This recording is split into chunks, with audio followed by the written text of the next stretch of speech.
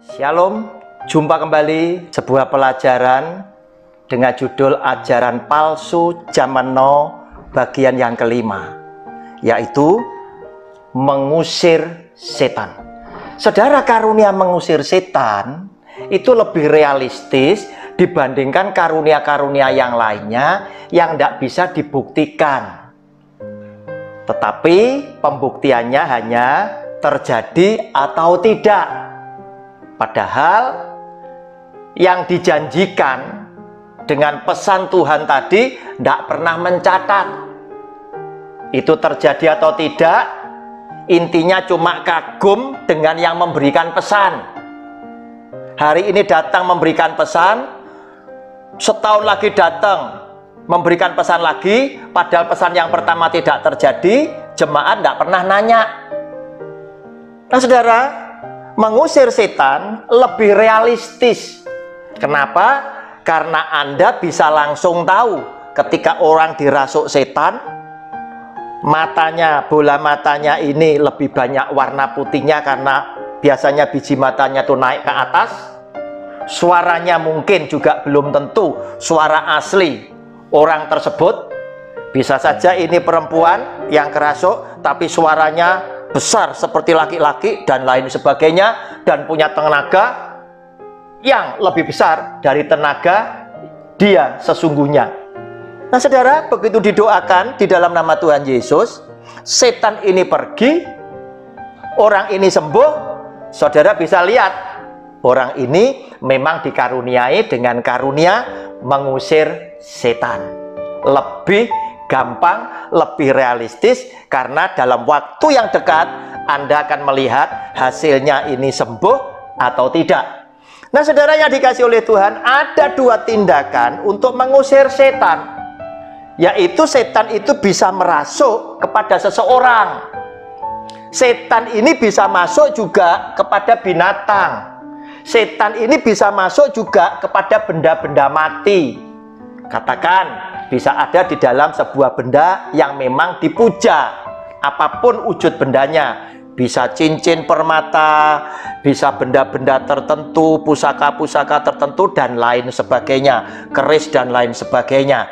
Nah saudara yang dikasih oleh Tuhan, hati-hati, bahwa iblis setan pun juga bisa menguasai sebuah rumah kosong atau ruangan tertentu, sehingga ada begitu banyak orang yang berkata, terkadang pada waktu malam ada suara-suara tertentu, kalau lewat di sana mendadak bulu kuduknya berdiri dan lain sebagainya. Saudara yang dikasih oleh Tuhan, kita ngelihat dulu pelajaran dari firman Tuhan, apa yang dikatakan oleh Tuhan Yesus di dalam firman-Nya tentang setan. Saudara, Matius pasal yang ke-8 ayat 28 sampai 32. Demikian bunyi firman-Nya. Setibanya di seberang, yaitu di daerah orang Gadara, datanglah dari pekuburan dua orang yang kerasukan setan menemui Yesus. Mereka sangat berbahaya sehingga tidak seorang pun yang berani melalui jalan itu. Dan mereka itu pun berteriak katanya, "Apa urusanmu dengan kami, hai anak Allah? Adakah engkau kemari untuk menyiksa kami sebelum waktunya?" Tidak jauh dari mereka itu sejumlah besar babi sedang mencari makan. Maka setan-setan itu meminta kepadanya, katanya, "Jika engkau mengusir kami, suruhlah kami pindah ke dalam kawanan babi itu." Yesus berkata kepada mereka, "Pergilah." Lalu keluarlah mereka dan masuk ke dalam babi-babi itu. Maka terjunlah seluruh kawanan babi itu dari tepi jurang ke dalam danau dan mati di dalam air. Saudara yang dikasih oleh Tuhan, lihat apa yang terjadi. Iblis setan mengenal Yesus Kristus Tuhan. Berarti jika engkau dan saya juga adalah anak Tuhan yang setia, iblis setan juga mengenal saudara dan saya. Dan apa yang terjadi? Ketika Tuhan Yesus lewat di situ, iblis setannya yang merasuk orang ini begitu banyak, itu berteriak. Di dalam ayat ke-29, dan mereka itu pun berteriak katanya, "Apa urusanmu? Mu-nya besar dengan kami, hai anak Allah? Adakah engkau kemari untuk menyiksa kami sebelum waktunya?" Artinya iblis setan dengan Tuhan sudah ada deal tentang waktu kapan iblis setan dan para pengikutnya itu disiksa. Oleh karena itu dia bertanya, apakah engkau datang itu untuk menyiksa kami sebelum waktunya? Oleh karena itu saudara, kita berkesimpulan iblis setan dan para pengikutnya itu tidak akan mati, tidak akan disiksa dulu sebelum waktunya itu tiba, yaitu pada hari kiamat. Sehingga dia, iblis setan ini tadi, yang licik, yang juga pinter ini tadi, mengajukan permintaan. Kalau kami diminta keluar dari orang ini yang tak rasuk setan ini, suruhlah kami pindah kepada babi itu. Dan Tuhan Yesus berkata, pergilah. Berarti dia bisa masuk ke dalam hewan ternak, dia bisa masuk ke benda-benda tertentu, ada di pohon dan lain sebagainya. Kenapa? Karena prinsipnya iblis setan belum akan dihukum sebelum waktunya tiba. Nah saudara yang dikasih oleh Tuhan, demikian pula ketika iblis setan ini menguasai ruangan yang tertentu, saudara, dia pun bisa kita usir untuk pindah, tetapi iblis setan tidak akan pernah mati. Nah saudara, gimana caranya? Kita menyaksikan sekarang apa yang terjadi di dalam Kisah Rasul pasal 19. Ini dilakukan bukan oleh Tuhan Yesus, ya, ini dilakukan oleh manusia, saudara dan saya. Sehingga lewat pengetahuan ini, saudara boleh bersukacita karena Anda anak Tuhan Yesus, maka Anda dan saya pun memiliki kuasa yang daripada Dia, dan Anda dan saya akan dikenali oleh iblis setan karena kita setia kepada Dia. Tuhan Yesus memberkati saudara dengan kekuasaan. Saudara, sekarang kita lihat Kisah Rasul pasal yang ke-19 ayat 13 sampai 17. Demikian bunyi firman-Nya. Juga beberapa tukang jampi Yahudi yang berjalan keliling di negeri itu mencoba menyebut nama Tuhan Yesus atas mereka yang kerasukan roh jahat dengan berseru, katanya, aku menyumpahi kamu demi nama Yesus yang diberitakan oleh Paulus.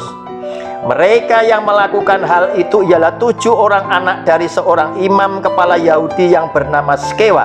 Tetapi roh jahat itu menjawab, Yesus aku kenal dan Paulus aku ketahui, tetapi kamu, siapakah kamu? Dan orang yang dirasuk roh jahat itu menerpa mereka dan menggagai mereka semua dan mengalahkannya, sehingga mereka lari dari rumah orang itu dengan telanjang dan luka-luka. Hal itu diketahui oleh seluruh penduduk Efesus, baik orang Yahudi maupun orang Yunani. Maka ketakutanlah mereka semua dan makin masyhurlah nama Tuhan Yesus. Saudara, apa yang terjadi? Ada 7 orang anak dari seorang imam yang namanya Skewa. Tetapi dikatakan di dalam firman Tuhan ini, 7 orang ini hidupnya seperti tukang jampi-jampi. Artinya Kristen-Kristenan saja, Kristen yang tidak berkualitas, Kristen yang tidak beriman dengan benar, Kristen yang tidak melakukan perbuatan kebenaran yang memuliakan dan menyukakan hati Tuhan. Sehingga lewat segala macam perbuatan itu tadi, ketika 7 orang ini menyumpahi orang yang kerasuk setan, maka setan yang ada di dalam orang itu tadi berkata, Yesus aku kenal, Paulus aku ketahui, tetapi siapakah kamu? Nah saudara, kepada Tuhan Yesus iblis mengenal, kepada Paulus yang setia kepada Kristus dan memberikan nyawanya untuk Kristus, iblis mengetahui. Tetapi kepada orang yang hanya berkata Kristen-Kristenan saja, hidup dengan tidak benar, disepelekan oleh iblisnya, kamu siapa? Artinya kamu bukan siapa-siapa, kamu tidak punya kuasa di dalam nama Tuhan Yesus. Sehingga iblis setannya mengalahkan mereka, menggagai mereka bertuju, dan mereka bertuju lari dengan telanjang, dengan luka-luka. Saudara yang dikasih oleh Tuhan, Inilah yang akan terjadi di dalam hidup saudara dan saya sebagai orang yang setia kepada Tuhan. Jika saudara dan saya adalah orang yang setia kepada Tuhan, secara otomatis mengusir setan yang merasuk seseorang adalah pekerjaan yang paling gampang. Saudara yang dikasihi oleh Tuhan, jangan lewatkan ajaran yang berikutnya. Pada bagian yang ke-6 dari video saya, kita akan ketemu lagi di hari yang akan datang. Shalom, Tuhan Yesus memberkati. Amin.